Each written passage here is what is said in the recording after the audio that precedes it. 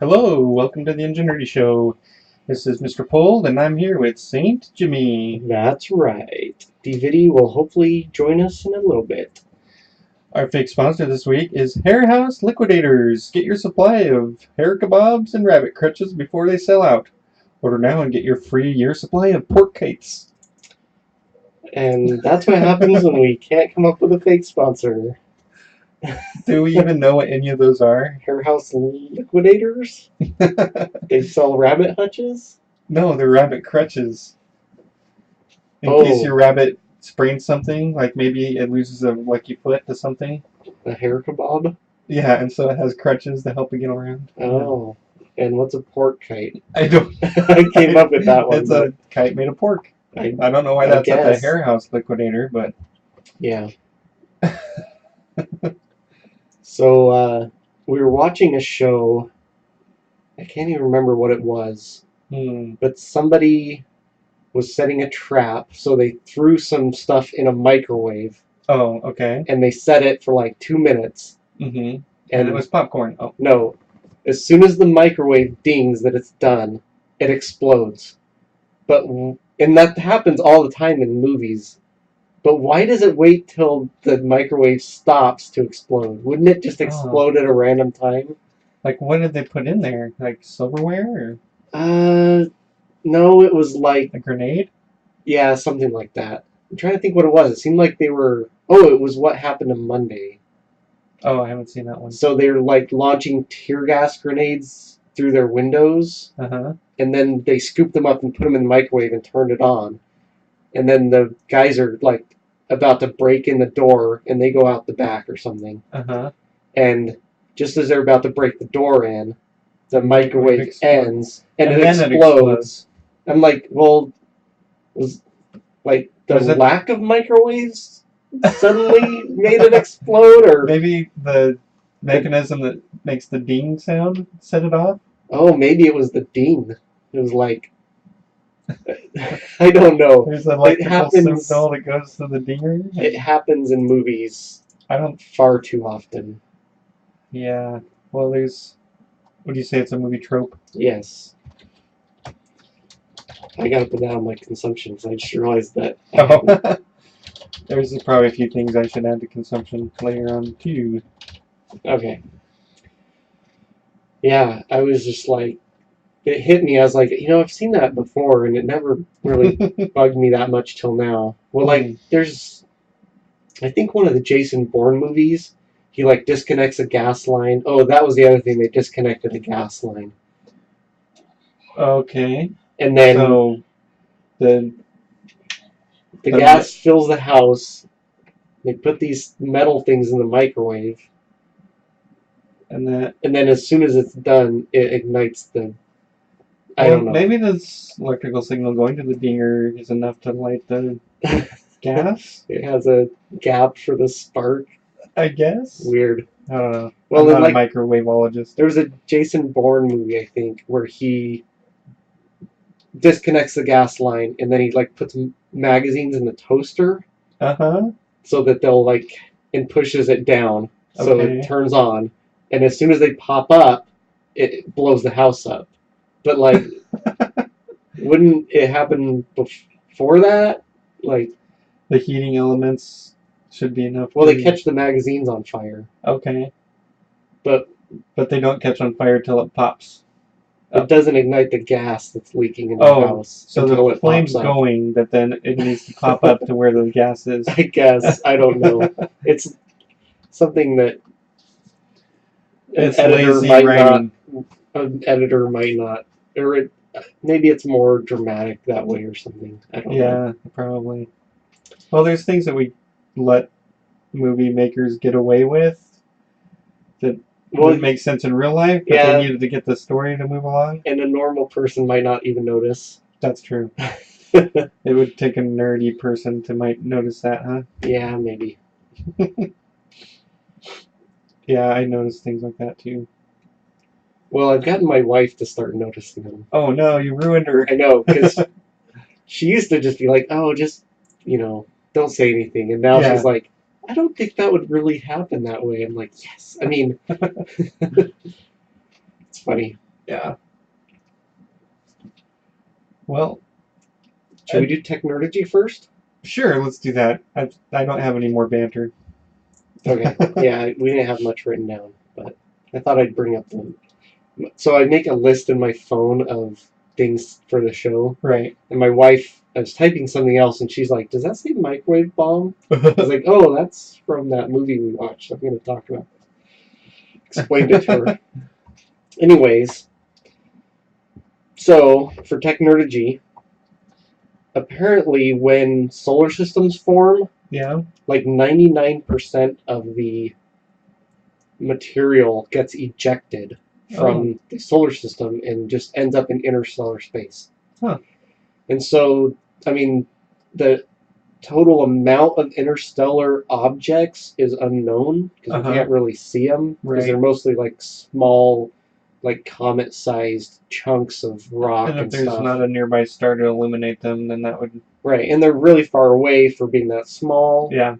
You know, this. So we don't Would know. you say it's dark matter? No, no, that has a specific meaning, but so they've theorized about how much is out there. You know, they know there's some out there, but they don't know how much, and they haven't directly observed any.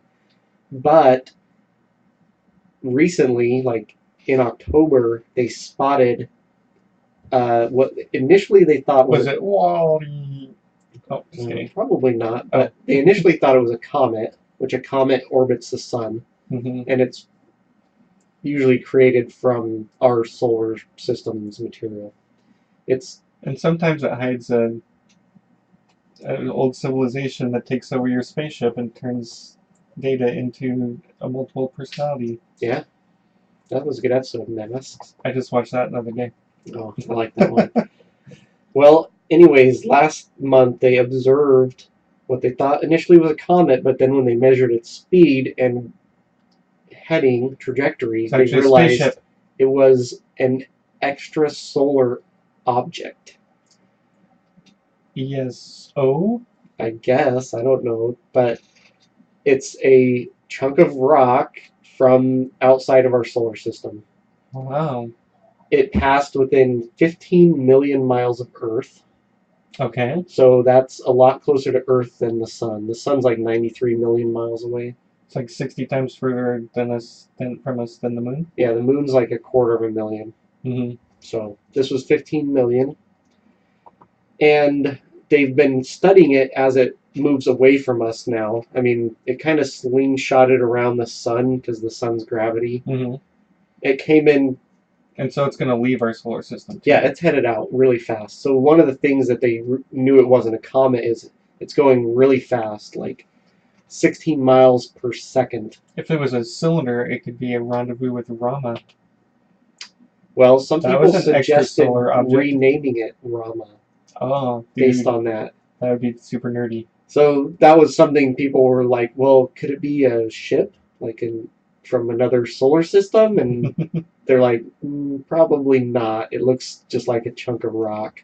Which is how you would make your spaceship look if you wanted to be incognito. That's true. It could be a probe. Well, I was going to get into speculation like that later, but it could be a probe that's been just gathering rocks and dust around it, so you don't know it's a probe. Maybe. Anyways, they said stuff that was created within our solar system couldn't really build up that kind of speed, and definitely wouldn't come from that direction because it came like perpendicular to the disk of the planets where most things orbit the sun. It wasn't aimed at us, right? Well, it did come pretty close to Earth. So that it was a near miss. It was a somewhat near miss. Well, if you're firing a torpedo that's shaped like a rock at us from another solar system far away, you know, yeah, it would be hard to hit us exactly. Yeah, and you never know. That could have been like a warning shot, maybe. A shot off our bow. We're here. Like they didn't. If they really wanted to warn us, though, they would have made it look more like a missile and less like a rock. Oh, yeah, that's true. They also said it's really hot. It's almost glowing. It's coming in hot. Yeah. Ooh, that chunk of rock's hot. That's one hot chunk of rock. I don't know.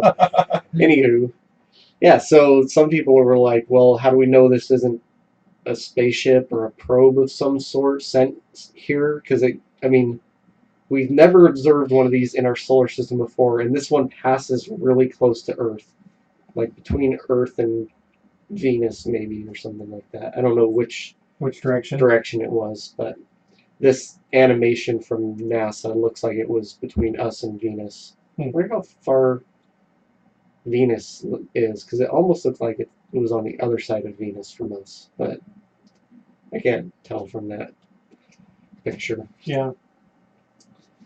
But if it was a probe, I mean, it went by fairly quickly, but I guess they're still they can still see it with telescopes from here, so maybe that was, if you have enough technology to launch something from that far with that precision, maybe you have advanced sensors, or it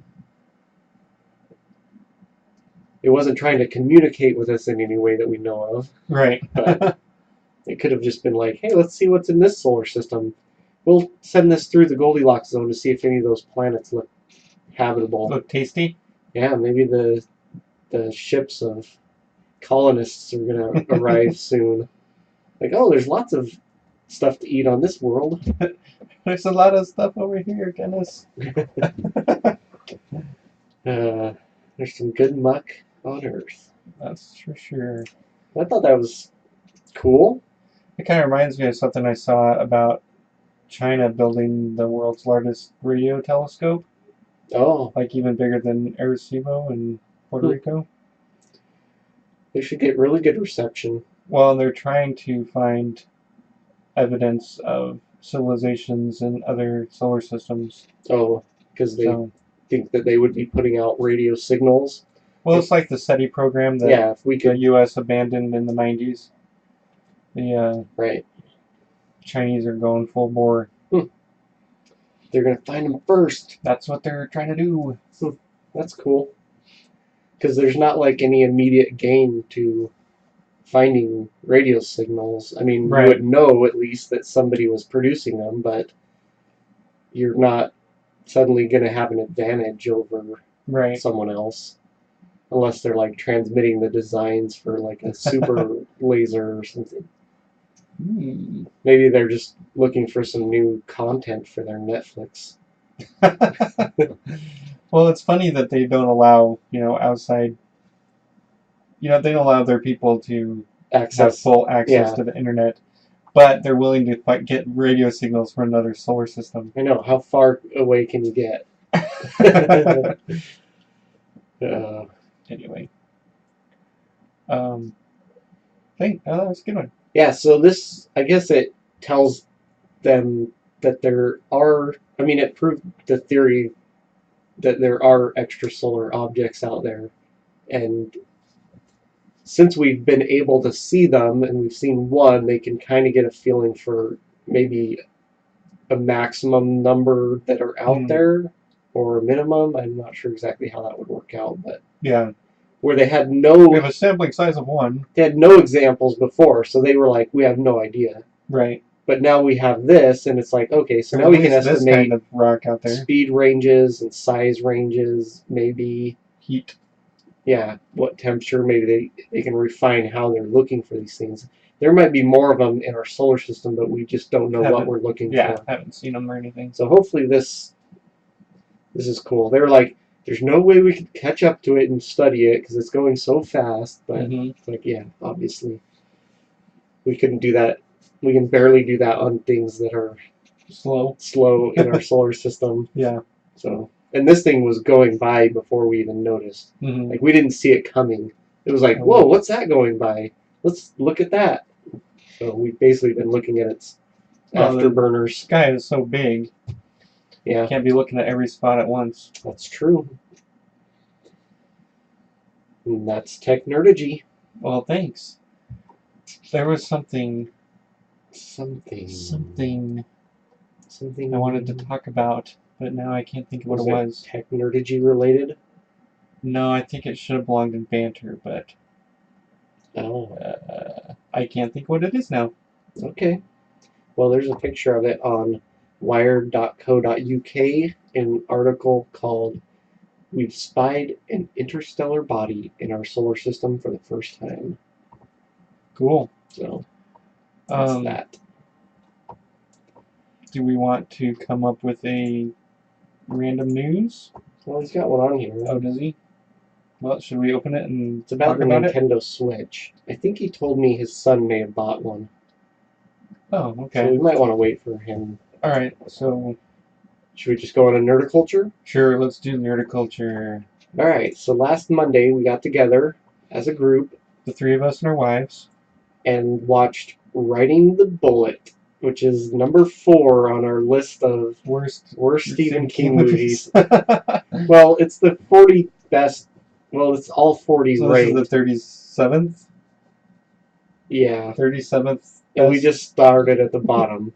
So we've been watching some horrible Stephen King movies. Yeah. This one is no exception. So it's about a guy who's in college in Maine, shockingly. Yeah. And he finds out that his mother is in the hospital, From perhaps stroke. dying, and he has to hitchhike that night to visit her instead of going to a Beatles concert. Because apparently he doesn't have a car. Right, but his friends that have a car go to the concert went to the concert without him. Yeah. So it was kind of set up a little weird. And then strange things happen to him. Yes. The guy's schizophrenia starts driving him crazy. Yeah, so you get a hint early on that he has something going on because, like, another version of him that only he can see comes and, like, talks to him during situations. Yeah, and at first we're like, oh, he has a twin? But then he, like, somebody walks through it and it just goes away. Yeah. And then you realize, oh, that's just something he's imagining. Right. And most of the movies like that, you don't know what he's imagining and what's actually happening. Yeah, it does one of those things where it's going along and something crazy happens and then it skips back and you realize that didn't really happen. It does that constantly. Over and over and over. And even you're like, annoying. You're like, I bet he's still in the graveyard. And then it turns out he is. It's like, okay. Overdone.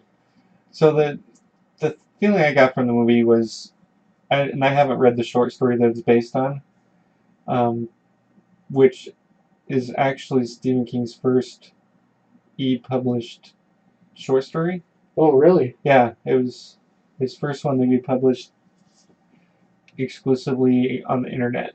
Weird. I think now you can get it in hard or paperback or something, but anyway, I got the feeling that I bet the short story is probably really deep, like, character drama.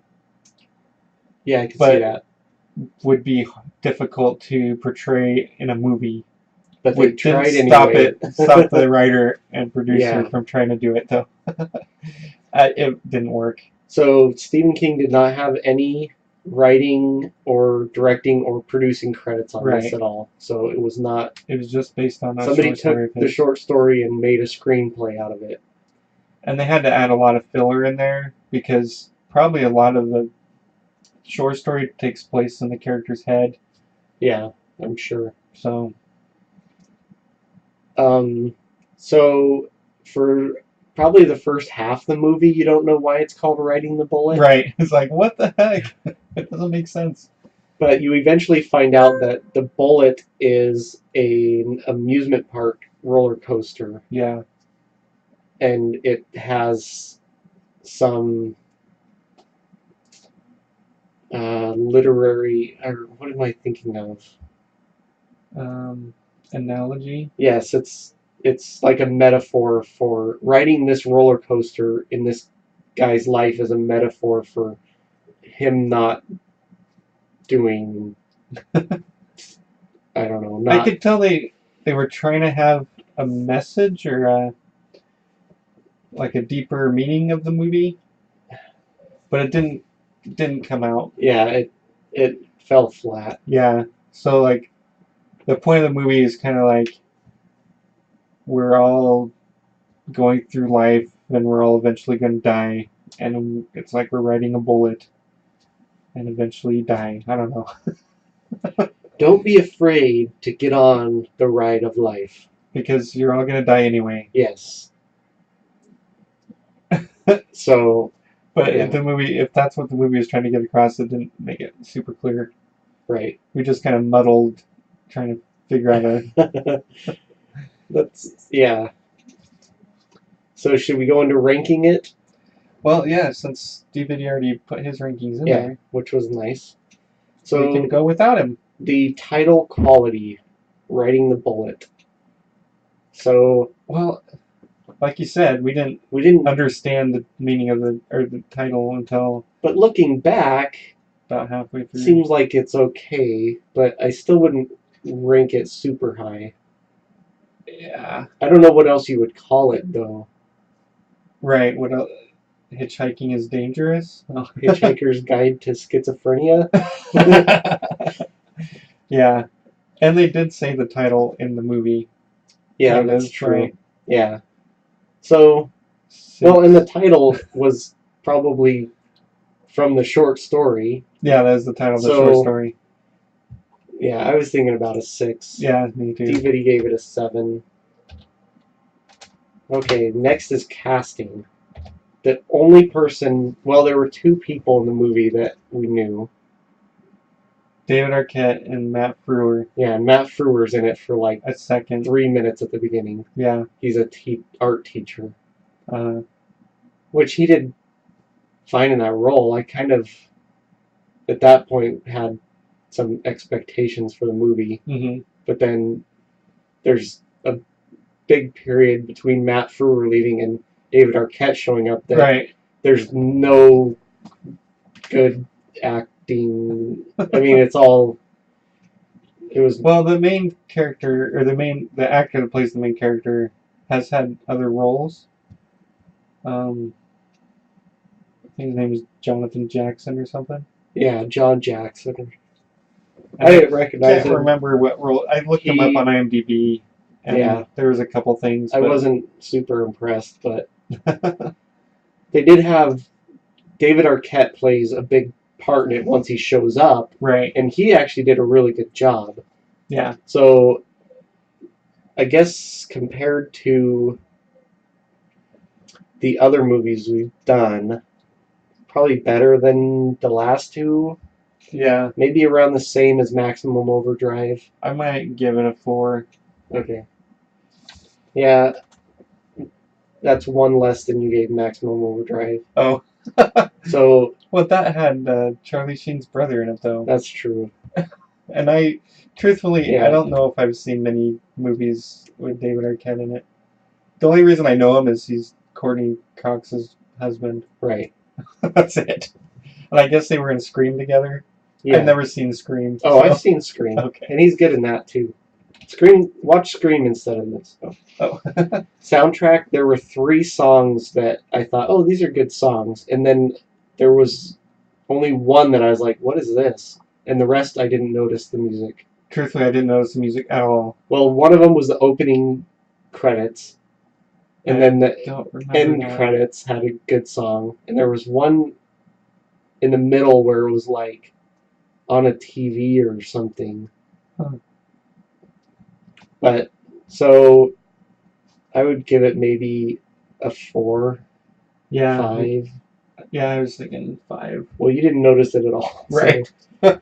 Well, it didn't detract from the movie. That's true, like some of the songs in The Mangler. Yeah. DVD gave that a 6. Cinematography, there was some interesting stuff. And they had, his, I don't know what you would call his figment. Oh. His other self. Alter ego. Yeah. Yeah, I didn't There notice. was some interesting stuff. I mean, none of it was really bad. Yeah.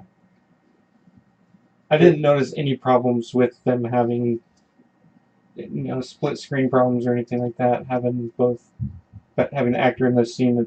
Right, it didn't look fake. Right. So does that go under cinematography? I think so, or maybe special effects. Oh. Well, cinematography would be like, how's it shot?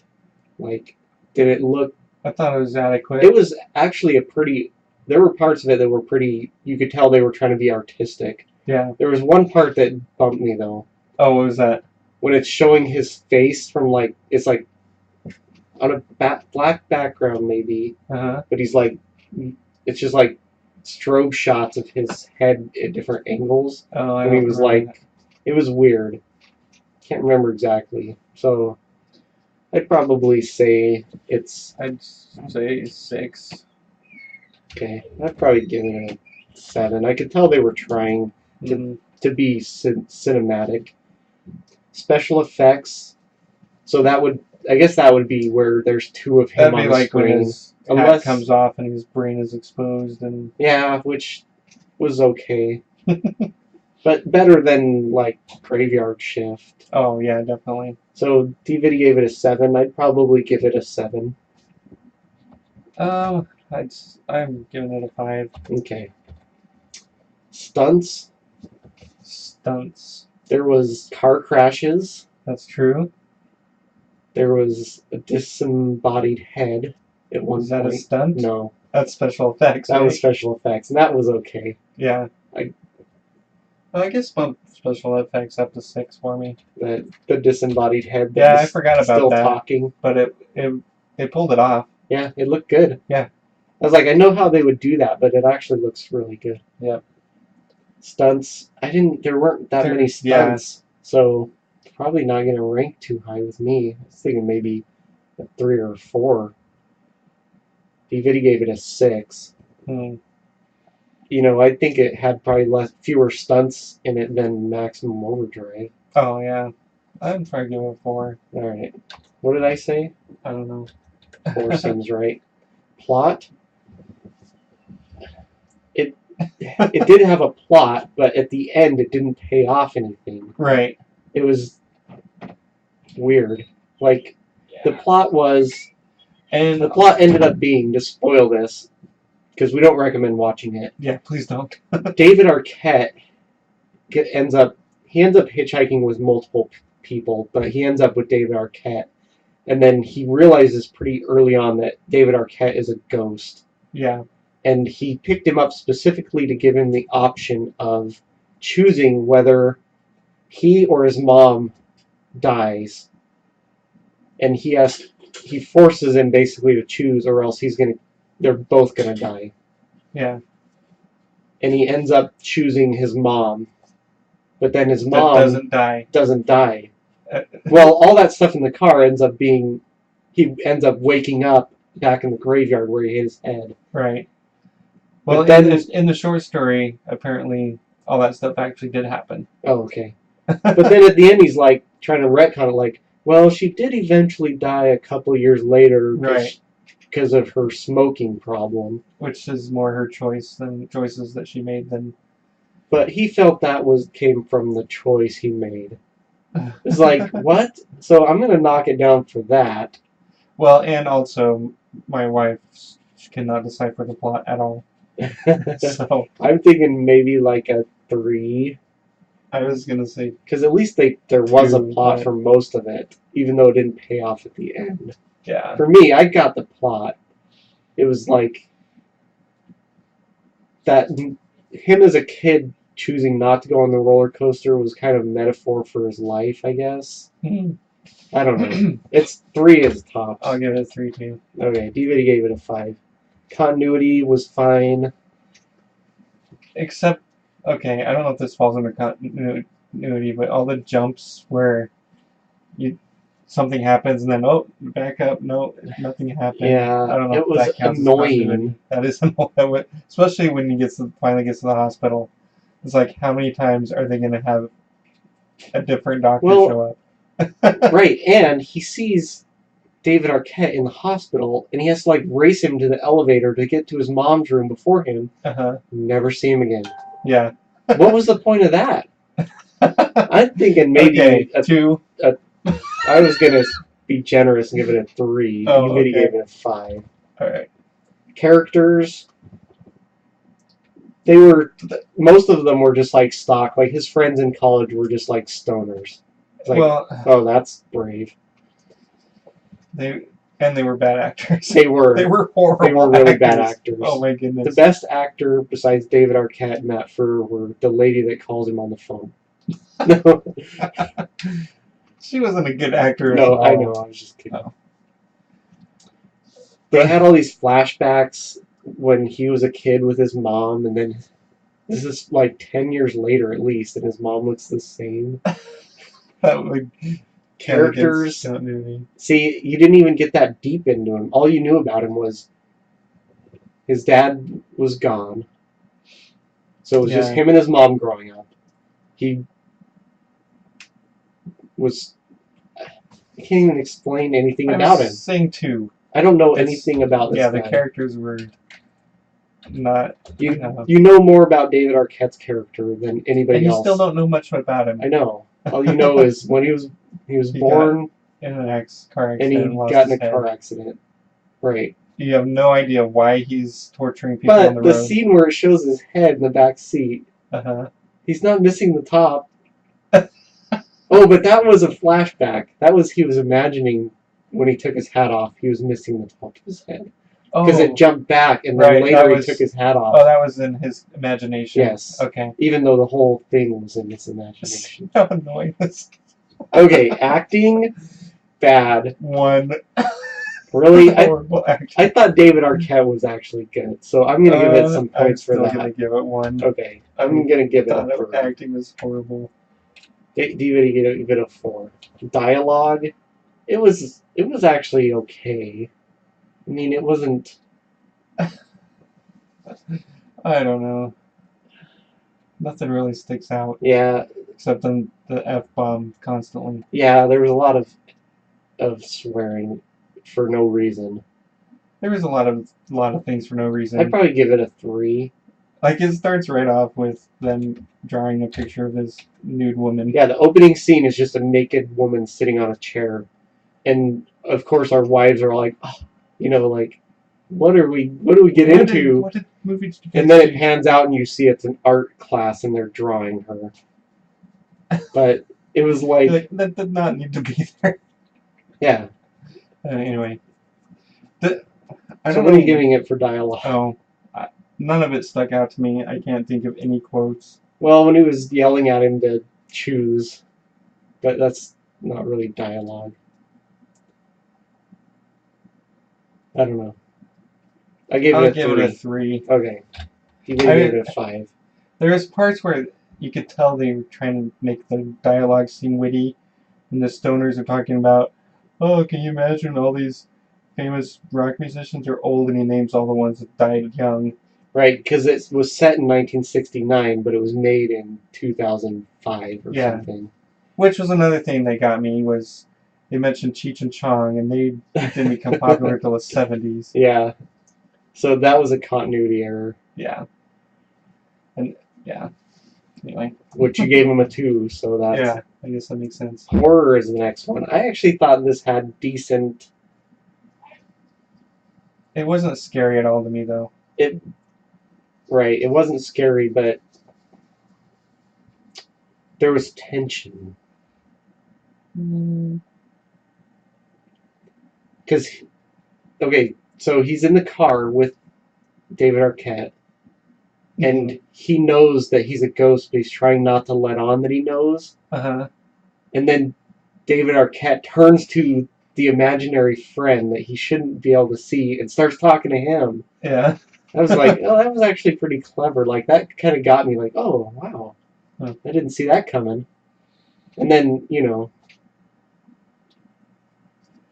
I'm not saying it's a 7. I'm saying it might be a 4. I'll give it a 3, though. I'll give it a 4. DVD gave it a 3. LOLs. Well, we were making fun of the movie pretty much the entire time. That's true. Like when the phone rings and his stoner friend's like, don't answer it. I'm like, yeah, it's his acting coach. Oh, that was funny. Or when the bushes are rustling and a rabbit jumps out. Yeah. And like, oh, I was so scared I soiled my armor. Yeah. We're behind the rabbit. Well, and then the wolf that jumps out, that was kind of scary. That was kind of a jump scare. Yeah. But... LOLs. I think probably similar to the Mangler. I mean, that one got really low. Why did we get Maximum Overdrive so high? I don't know. Are we laughing at the movie because it's so bad, or was it the movie trying to be intentionally funny? I don't know. I don't know. It's gonna. David gave it a 2. I'd probably give it a 2 also. Because quotability. No. 1. 1. David gave it a 2. Awakitude. It got fairly boring off and on, but there was. I wasn't as bored as I was in some parts of the Mangler. Yeah, I'd give it that. So the Mangler we gave 4s, and we gave Graveyard Shift 4s also. So this is probably better than that. I'd say so like a 5. 5, yeah. Yeah, I wouldn't go too high. Puns. They're well. I'm trying to think, because David Arquette, there was actually a little bit of wordplay. So maybe a 2 or a 3. 2. Okay. We all agree on that. Groupitude. Would you watch this? I could. By myself? No. Yeah. Maybe. Definitely better than the Mangler. So I might give it a 3. What would you give it? 2? 1? Sure, 3. 3? Yep. Oh, now I gotta delete. Oh, no. Alright. So how do we end up? This is actually... let's start with the critics. IMDb gave this 5.2 out of 10. Mm-hmm. So just below Maximum Overdrive, but above Graveyard Shift and the Mangler. Okay. It actually got higher with the top critics than Maximum Overdrive, and equal with the Mangler at 27%. 27% of top critics said you should watch this? What? They're smoking something. They were and the audience hits off that bong. The audience gave it a 33, which is well below Maximum Overdrive, which had 50. So combined, it got second place so far with 3.73, and we gave it a 4.07. So this is well below Maximum Overdrive. But above the other two. Quite a bit above the other two, yes. Huh. So yeah, that's interesting. I kind of thought this might rank higher because it was more modern and some of the filmography was maybe better, but it was not a good movie. This movie only made like $140,000. Did it have a wide is this a theater release? It didn't release in all theaters. Okay, so it was a limited release. Yeah. Didn't get good reviews, and so then they just pulled it. Okay. Yeah. I can see that. Yep. So next week, well, it might not be next week. Our next movie is Sleepwalkers, which is a vampire movie. Oh, okay. So my daughter sleepwalks. Is she a vampire? Maybe. Do you ever wake up with strange bite marks on you? No. Oh, okay. Just normal ones. Oh, normal that you'd expect if you had a daughter as a vampire? No, like the most recent one, sometimes she'll come out when we're like still out watching TV. And then she turns into a bat and flies back in the room? No, and we just go, we'll be like, hey, what's up? And she'll say something incoherent. We're like, oh, you're asleep. She's like, no, I'm awake. Like, no, you're not. Let's go back to bed. And she lets us take her back to bed.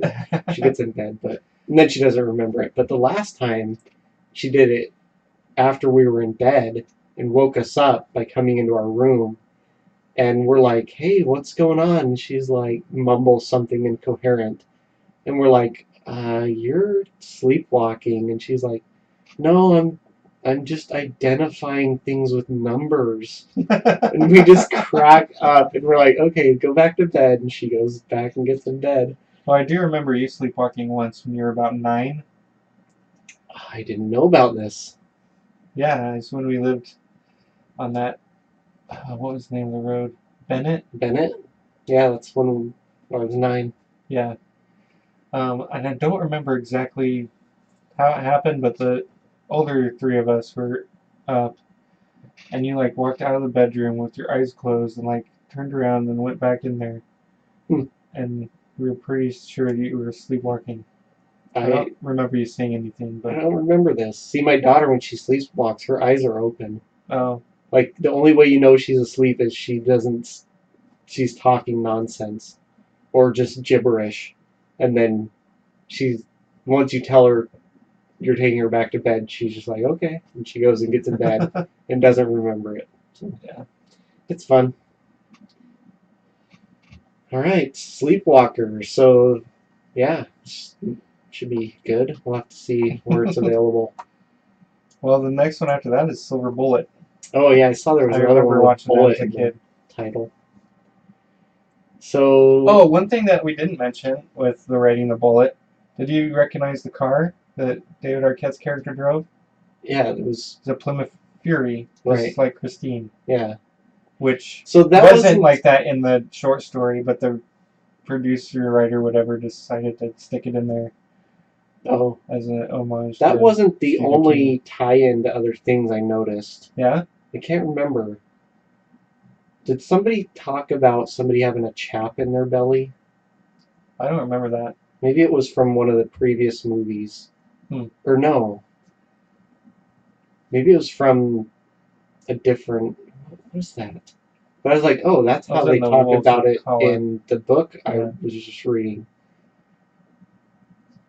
Maybe it was in something else altogether. Oh. But it was something where I saw multiple ties to Stephen King things.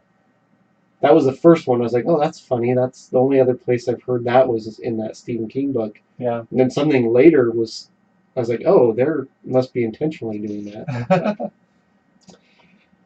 All right. Well, there's still no DVD. Oh, what am I doing? I want this tab.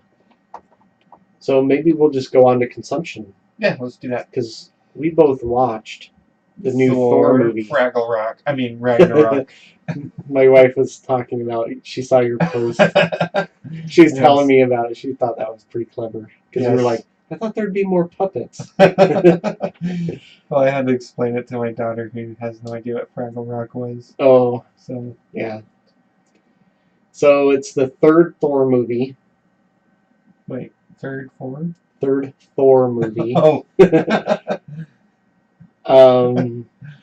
It was... the second Thor movie was really dark. What happened? Dark elves. What happened to the guy that liked to work out that had a lisp? He got Thor. Oh yeah. Anyway, sorry, bad joke. But this one was basically a comedy. Yes. With characters from the Avengers, and a plot that really didn't matter that much to the story. Yeah. I thought the plot was very secondary to the humor. I thought there would be more Doctor Strange through the whole movie. Oh, yeah. I thought they might that part was funny. I thought they might actually meet the Guardians of the Galaxy. Oh. Which they didn't. Yeah, because they were outside the 9 realms or whatever. Yeah. So, yeah, it was very humorous and silly throughout the whole movie. So we watched it with another couple. And the wife of that couple loves the Thor movies. Those are her favorite movies. And she didn't like this one? No, that's not what I'm saying. Okay. Her husband is not into comic book movies at all. And he did not like this at all. He was just like bewildered, like, what is this? Like, he obviously knows who Thor and the Hulk are. Yeah. But he doesn't really get any of the back. Like, he probably doesn't know what happened in the last movie with Thor and Loki in it. Right. Or the Which Hulk. I can see how it wouldn't make a lot of sense if you weren't familiar with all the other movies. Right. Like why Loki seems so uncomfortable when he sees the Hulk. Yeah. Or Loki's response when the Hulk manhandles Thor in a certain way. All that stuff was really well done. For comedic. It was just weird to me because I wasn't expecting it to be a comedy full-blown comedy, yeah. I thought it would be with a title like Ragnarok, humorous. You expect like I thought it would be really heavy like the previous Thor movie. Because they're literally talking about Asgard is going to get destroyed. and there's people living there, you know. And I don't remember Thor being so, what's the word I'm looking for? Flippant? Or, Yeah, non-serious? right. Like, jokey? He was cracking jokes the whole time. It was kind Yeah. of weird. I think my favorite character was the Rock guy. Yeah. He was hilarious. That's funny because I talked to a friend of mine who watched the movie and he said that he hated that character. Really? I heard somewhere that that voice was done by the director. Yeah. So it was funny. Well, when they first showed him, it didn't seem like his words were syncing up well with the. Really? Which kind of threw me off at first, but after a while, I didn't notice. It didn't bother me anymore. But he was pretty funny with kind of a dry humor. Yeah, it wasn't as silly as the other humor in that part of the movie, but he just kind of had these funny things where he seemed really like naive almost, but it wasn't quite that. It was he just had a different view of things. Yeah, it was funny. Yeah, I thought it was a really funny movie. It was different than I expected, but I would like to watch it again knowing that it's a comedy and not a serious. Well, even the opening scene where he's fighting the big fire dude was just like, I was just confused, like, why is this so silly? Like, this should be like this huge, momentous, like, this guy is saying, I can't die, and I'm going to destroy your world. Right. And he's just, like, cracking jokes. Yeah, that's what I mean by being flippant. Yeah. Like, he didn't take it serious at all. And it's like, this doesn't seem like Thor. Yeah, he takes lots of things serious, doesn't he? He's usually pretty serious. Yeah. I don't know. That threw me off. But otherwise, great movie. A lot of people are saying it's the best Marvel movie so far. I guess that's what they got to do, just add more humor. Well, they were already humorous. That's what I was thinking, because Guardians of the Galaxy, the second one, it had a plot, but the plot seemed secondary a lot of times. To the humor. Yeah.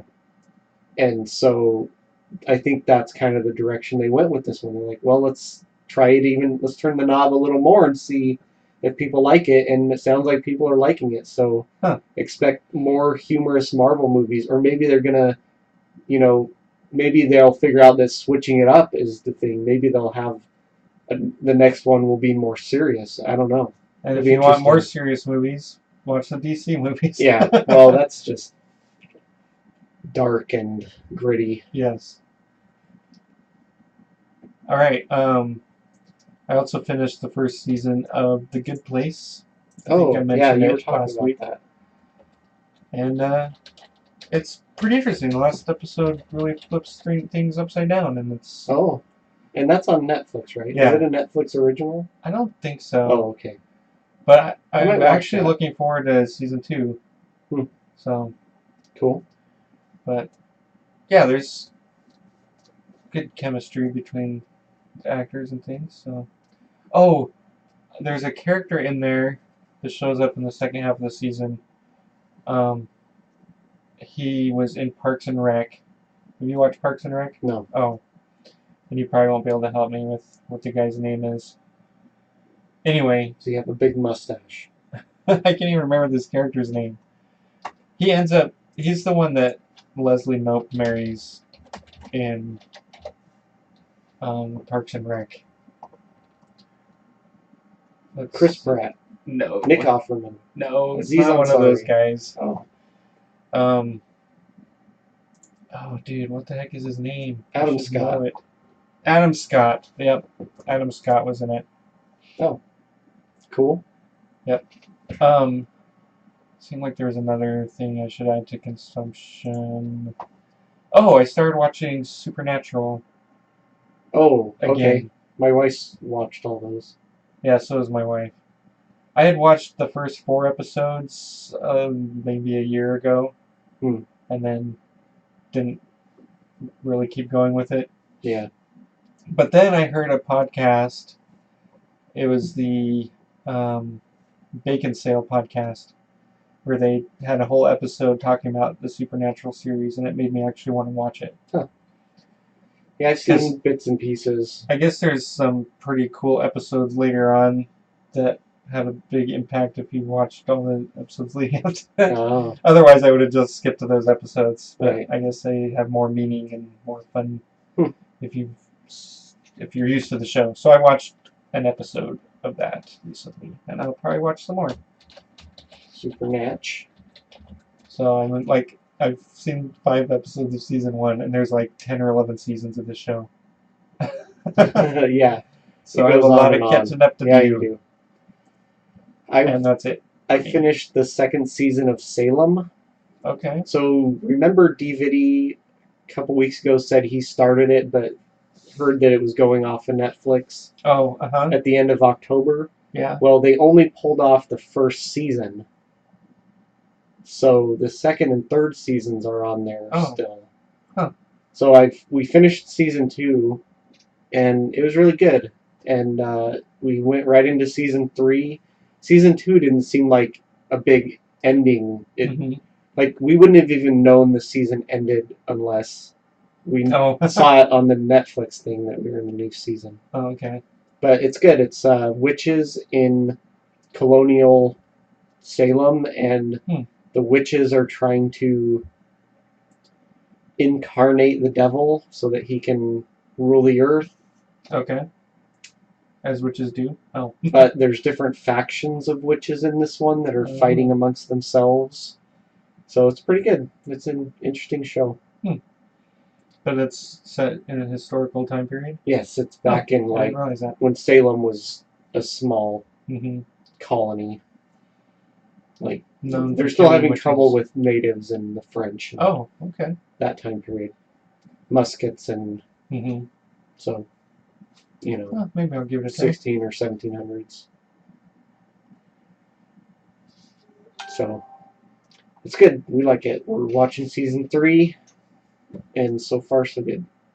Now, I watched this movie based on a recommendation from DVD called What Happened to Monday. And it was really good. Aside from the microwave blowing up? Yeah, except for the microwave scene. It's about these... It's in the future, and they've had to genetically modify crops to keep up with the population. But it has unintentionally made people way more fertile.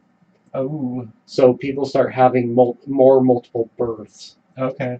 So they've made a policy that you are only allowed to have 1 kid, and if you have more, then they're going to freeze the siblings for the future when they get hungry. Oh. Well, they're anticipating in the future they'll either get the population down in control and they can start waking them up, or they'll figure out the food thing better or something. I don't know. But a guy's wife has septuplets, but she dies during birth because they can't go to a normal doctor because they'll take 6 of them away. So they go to like a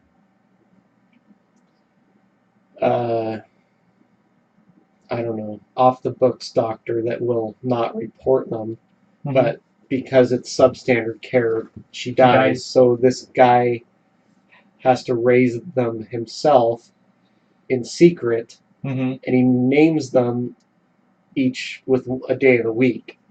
Well, then when they get to a certain age, they can only go outside on their day of the week so that they can go out and go to school, and at the end of the day... So do they have a name that they all share when they're out and about? Yes. Okay. So they use their mom's name. Oh, alright.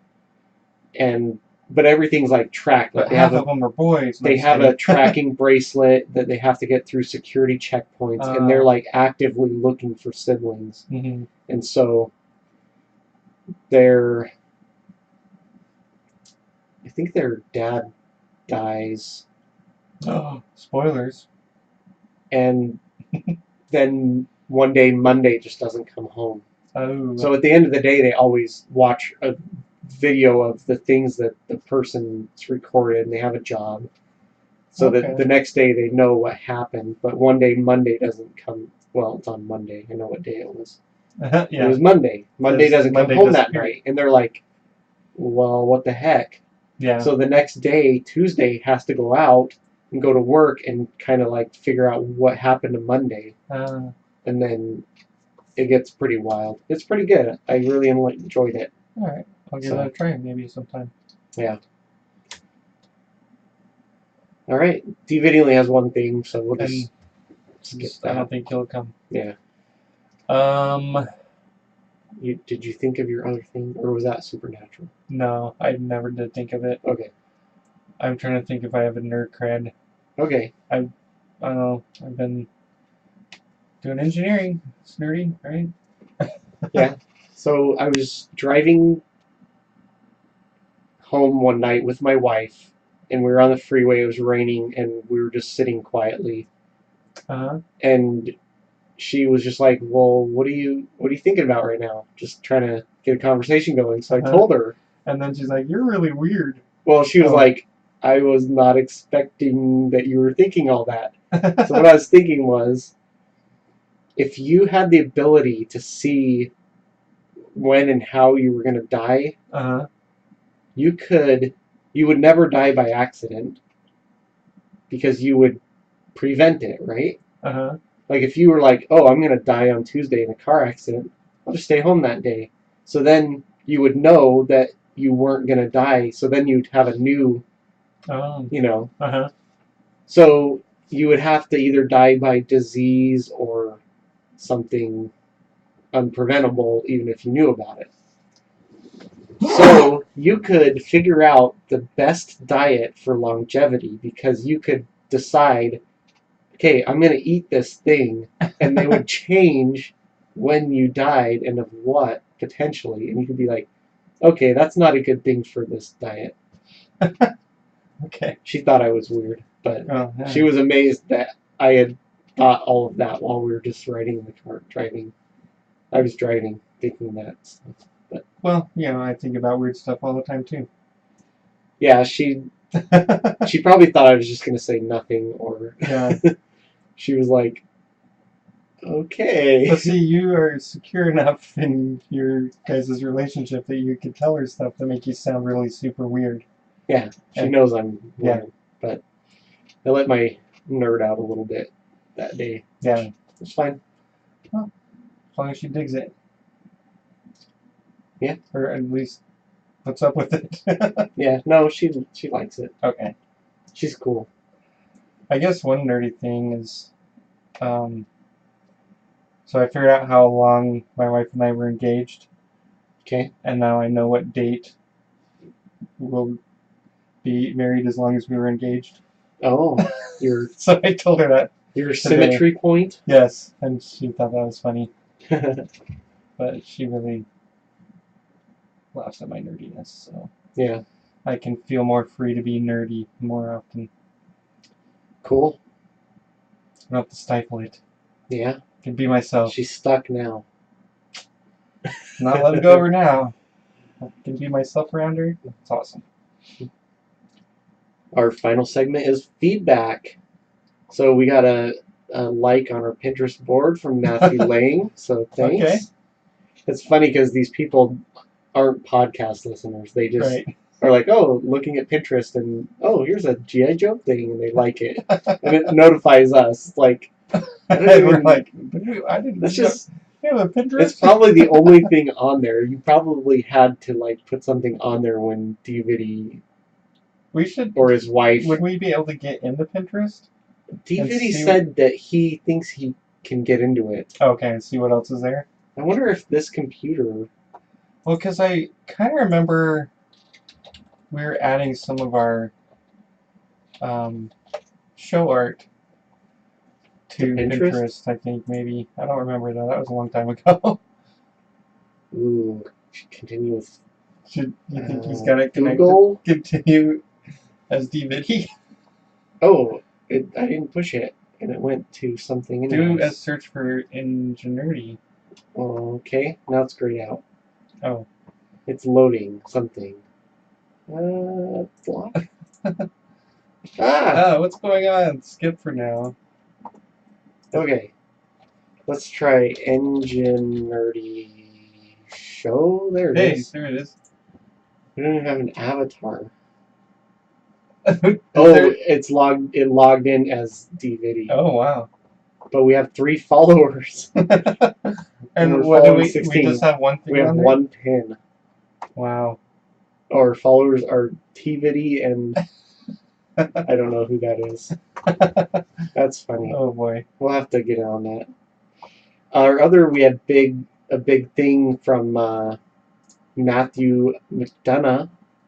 He tweeted out a video of the Millennium Enterprise mashup that DViddy made a 3D model of. Matthew printed it, so he has a model of it. It looks so Looks funny. like it's probably about, what, 6 inches, 7 inches long? Yeah, maybe 5.5. Just kidding. And a couple inches high. Yeah. And then it's awesome looking. Yeah. And then Big Dev from Snake Oil Comics podcast called him a monster for having an Enterprise Falcon mashup. And Matthew's like, he goes, "Is that an Enterprise Falcon?" And Matthew says, yes it is. It's real and it's glorious. So thanks for that, Matthew. It looks awesome. If you want to contact us, send an email to engineerdyshow@gmail.com, or you can find us on Facebook and Twitter. Just search for Engineerdy Show. You can support the show by going to engineerdyshow.com. You can also listen there. At the website, you can go to the shop tab and buy a t-shirt with our new logo, or the When in Doubt Thumbs Out logo. That's still up there. And the Iron Musk, I believe, is on there. Oh, cool. And you can also get to Amazon by clicking through there, and that actually supports the show monetarily, so we can keep our website up. Awesome. Thank you for listening this week. Stay nerdy. Live long and nerdy. You have been and always shall be my friend. Podcast. You don't have to put on the red light.